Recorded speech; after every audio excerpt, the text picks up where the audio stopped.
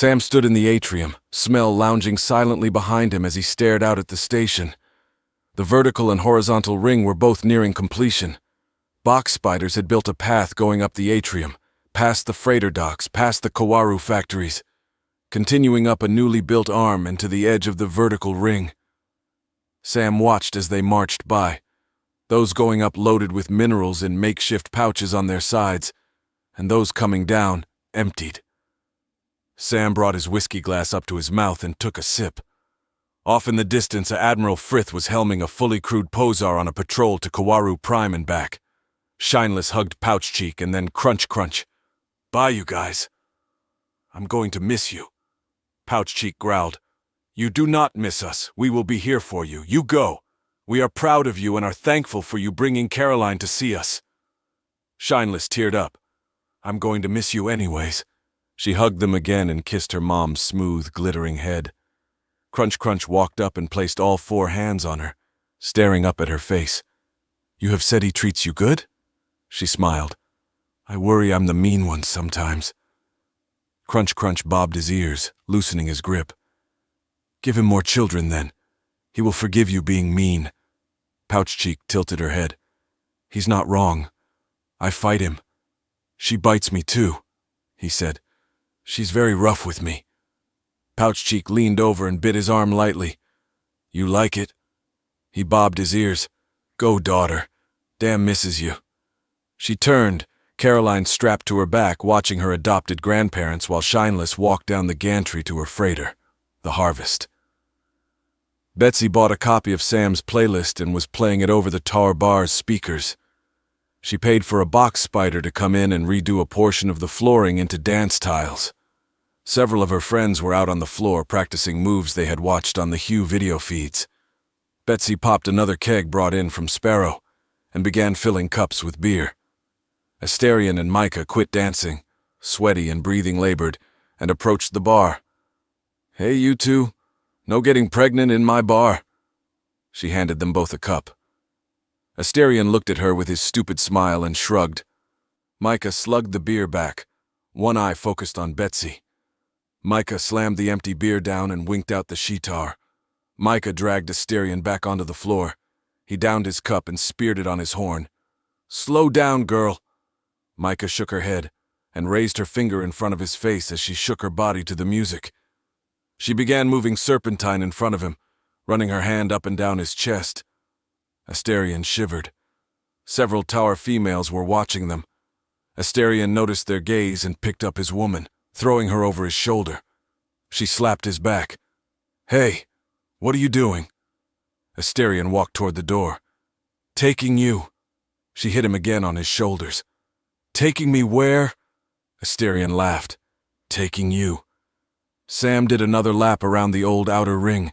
He passed the stores, the restaurants, the lines of aliens and crowds of different peoples gathered.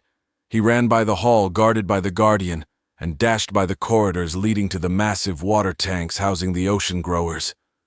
He passed Asterion carrying a laughing Micah on his shoulder. He looked out the window as he went by, noticing the Sparrow freighter leaving into the void of space. Sam turned into the arm leading past the bank. He ran through the hall, not noticing the traders gathered under the stock exchange computer. His feet pounded a trance-like rhythm through the mist, and a pack of squishies trailed after him. He didn't look down as a rabbit rat darted out of his way and into a vent. Sam continued down and through the farms. He bobbed his head to the tunes beating in his ears. He jogged down the vehicle path etched on the side of the field. A pack of grazers looked up from their work as he went by. After a moment, they looked back down and continued picking. A cluster of SFP rolled toward him. Sam moved to the right side, and the two passed each other without issue. Sam turned into a blue-lit hallway. He jogged through it and down some stairs. He entered into the clam farms and continued jogging around the expanse of water. SFP ignored him.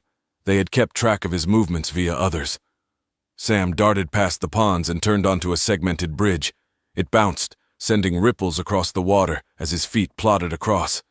He kept going, quickly passing by the control room, his old quarters near the original core door, and turned, going down a hall toward the old storage rooms. He jogged past the ones allotted to the grazers, and entered into his own private storage hall. He stopped and placed his hand on the scanner, and the door let him in. He walked over to an overhead door and raised it up. He walked into the room and looked at the tank of whiskey. He pulled his water bottle from his hip and finished the water. He then opened the tap and filled the water bottle up with liquor. Sam turned and started back towards his quarters, walking to catch his breath. Orbit watched as Sam drank himself to sleep. He turned off the lights in Sam's apartment and prepped the coffee maker to start in 10 hours. Orbit opened up a comm channel through the beacon. "Hail Novacore." Novacore picked up the transmission and responded. "Hello, Orbit. What's up?" Checking in on status of Kawaru, giving status of Twain. Understood. Kawaru still has pockets of Gallic hidden in 3 collapsed cities. Crawfishians are continuing the hunt. Raga and Grendel are continuing their systems trainings. So far they are appearing to be a success. Spitzlittle is in good spirits. Gree and Kawaru have rebuilt numerous farms. Clouder squads are continuing patrols. We have established 4 new bases and a planet-side starport with full Gree approval. Successful ventures. You have done good. How is it being bonded to the Infinigan? Orbit asked. Tenuous. She has moments of extreme focus. Other times she is chaotic and ripping apart machinery. I think she misses Crackletooth. Any word from his mission? Negative. No word yet. They are expected to get their beacon up within the next 3 cycles. Understood, Novacore responded. And how is Twain? Expansions are going as planned. Trade is up. Immigration is up. Employers are still lacking workers. However, I am having an issue. You need assistance? Nova asked. More advice, Orbit responded. Ask, but you are my senior. I do not know what I can offer that you do not already have stored in your banks. My human, Sam has been sad for quite a time now. I thought he was improving with the arrival of Olivia, but she has departed on the mission with Crackletooth. He is more removed than he was before. Novacore thought for several milliseconds. You have the files on depression and PTSD. He needs a living therapist. He needs a support group also, more human contact. Agreed. Good advice. You mirrored my computations. I will look into finding adequate psychiatric help for him.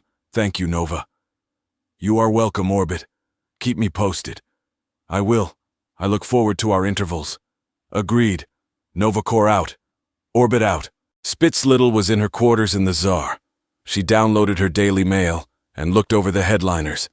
She had a pack of data from the TARPA to go over, and a stack of messages from TIA with concerns in her area. She opened up the daily data from Kawaru teams. Raga torched one of the remaining Gallic outposts, leaving it a depression of cooling glass. Grendel had assisted using its grav fields to pry up the earth. Shineless opened up the video and watched it. Nova. Nova appeared beside her in his Infinigan holographic form. Yes, ma'am. Have a crew prep a Hummer glider. I need a 3-man crew. Plans? I need to go check on Raga and Grendel. Make sure they are on notch, she said as she packed her satchel and headed out the door into the halls. She walked briskly, her small feet propelling her quietly down the halls. Numerous peoples of several species walked by her, each going to their allotted tasks. She looked over mail as she walked, the bright overhead hall lights causing her hologram to glitter. She walked into the elevator, still enraptured in her backlogs. 3 grazers and a Fuimos boarded the lift with her. Without looking, she said, Hangar Bay, please. A grazer leaned over and pressed the button with its short arm. The elevator stopped on 3, and the Fuimos exited. The next floor was the Hangar Bay, and Spitzlittle exited, still staring at her display. She walked under a moving scout ship and dodged a lifter that walked by. She looked up as she neared the outer shield field. Off to her right was the prepared Hummercraft. She looked over the crew. 2 knights and a Fuimos pilot. She walked up the ramp and boarded. Are we ready for departure? The Fuimos looked at her with 4 of its feathery eye stalks as it floated at the controls. Yes, ma'am. If you have coordinates, we can go ahead and depart. She clicked the chord file over to the control display, and the craft started powering up and began departing. The Hummercraft buzzed the knee-high fields below, startling the dozen Kawaru working it. They passed city of Farigi, and Spitzlittle could see the repairs still underway. They turned toward the rising suns and sped over a dilapidated road that led straight to the glassed ruins. Her head tilted as she saw the smoke billowing up as they crested a hill. The ground was charred black, and numerous rocks still held a faint reddish glow and were steaming. Spitzlittle adjusted her breather to accommodate smoke particulates. She looked at her crew. The Warrig scribblers had full filtration, and the Fuimos had a naturally immunity to most atmospheres. They were good as is. Her display started receiving pings. Scribblers were in combat nearby, torching renegade Galak. She waved at the Fuimos. "Go around the combat area. Get us over to the resting Omegas." She pointed in the direction intended. The Fuimos turned the craft and they headed nearer to the mechs. They turned the corner around a burning building and she saw them. The two mechs towered over the molten remnants of the buildings, smoke swirling around them in swirls. Spitzlittle pulled up her access protocols and began running diagnostics on their processing and metal stresses. Raga's AI subconscious recognized Spitzlittle and allowed her in. It watched through its sensor eyes and processed the destruction using the mindset of its Gree consciousness. The Galak were dying. They were happy. Revenge for the Kawaru was nearing complete. The Gree of the Raga turned its mech body, looking down at Spitzlittle. It sent her a text. "Hello? How are you, Spitzlittle?" She cad back. "I am good. I got adequate rest. How are you feeling? Was the mission here successful?"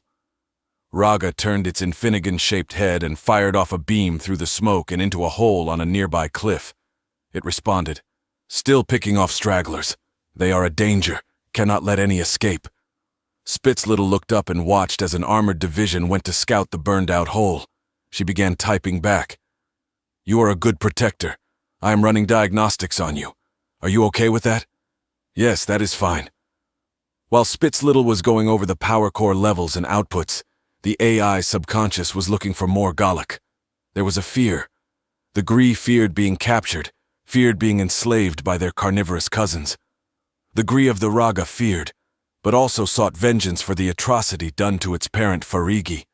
It hunted out of hatred and anger. The subconscious was continuously scouting, looking, hunting to help its main mind rest. It scouted through Spitzlittle's files while she was analyzing the weapon systems. It looked over her maps and plots, and then it started going through her messages.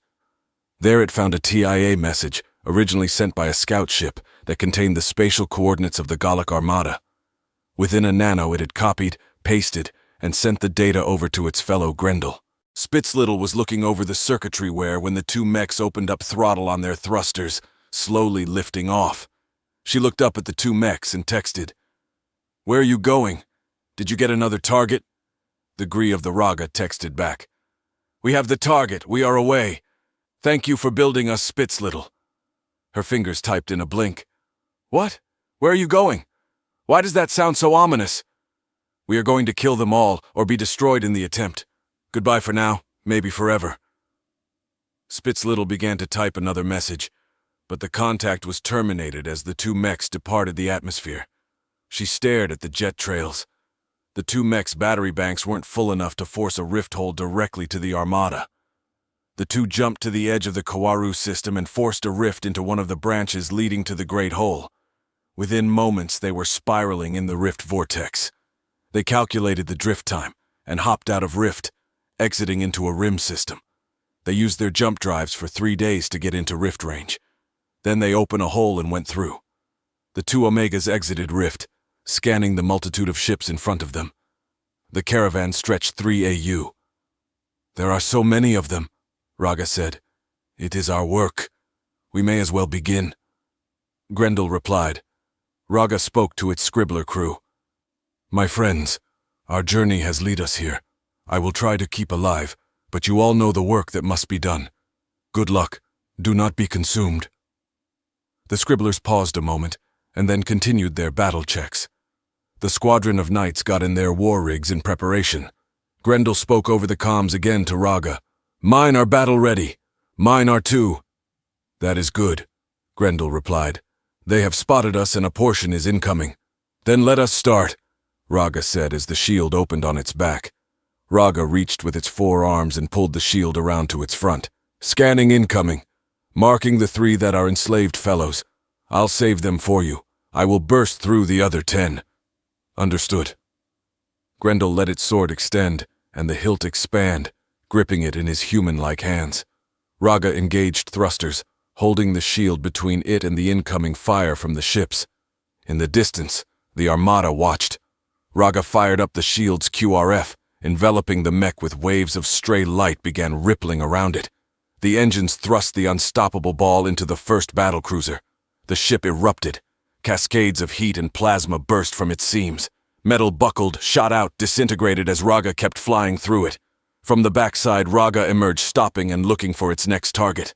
The Galak ship detonated behind it. The ships converged, firing missiles, lead heads, beams, heat rays, and rail slugs. The QRF shredded the impacts. Raga targeted the current lead ship and dove again. Grendel was joined in the dive, its sword pointed forward, and a quantum rending field issuing out from the blade, enveloping Grendel. The two mechs ripped through 4 more ships before pausing. Raga released its QRF and used the newly acquired power in its capacitors to fully power up its shield. It then directed a surge through the numerous layers of grav plating in its arms. Raga dove past a swarm of fighters and landed on a massive carrier. The Gree of the Raga placed its 4 arms on the Galak ship and unleashed with its gravitational fields. The ship began buckling as Raga moved its arms. The ship parted open, and the insides began crushing inward. Raga aimed its 2 lower hands toward the rent, while the 2 upper hands kept pushing the rent hole wider.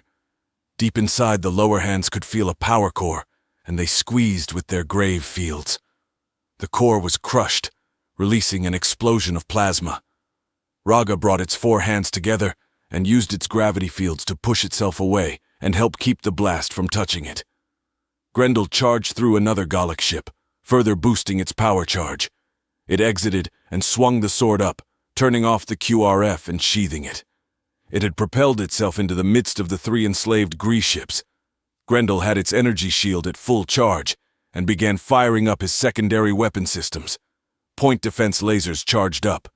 Scribbler gunners opened fire at the swarms of fighters swarming the mech. The 3 larger ships circled, firing long arcs of red energy into Grendel's shield. Grendel held its head down as the last system charged up. It reached full charge, and it unleashed a spherical Hummer field. The 3 enslaved ships had the entirety of their Galak crew, and webs of leashing tendrils shocked. Grendel dropped off a contingent of knights and flew off to join with Raga. The 2 mechs continued rending ships apart, while the 12 knights landed, 4 on each of the Gree ships. Lakatal led his troop of 4 across the disabled Gree ship. Each brought 1 Bach spider. They set the 4 robots down on the hull, and the creatures performed their programming, cutting a hole inside. The hole erupted out as atmosphere vented. The Bach spiders waited on the edge of the hole, and the Scribbler knights dove in. Lakatal secured the room and typed on his display for the Bach spiders to enter behind them. The 4 walked down the hall, Lakatal in the lead with his brother. Then the Bach spiders and his 2 other fellow Scribblers brought up the rear. Lakatal watched through his gun scanners. Galak twitched around him. He gave a wave of his robotic hand, and the team fired into the black, slimy tendril clusters, killing the parasitic creatures. They entered into the cargo bay. The room was littered with debris and mounds taller than the Scribbler knights were tall. Lakatal typed in a print code for a Hummer emitter. The 4 Bach spiders skittered into the mounds and began ripping apart items into their base materials. Lakatal watched them work for a few seconds. The programming appeared operational. He gave 3 hand signals. The 4 bunched up and went down another side hallway. The night troop reached the control room. They entered and stared at the newly freed Gree. Lakatal had his men stop. "We are attempting to free you. What is your mental state?" he asked. The Gree spoke through its black-encrusted branches. "I am tired, but am finally awake.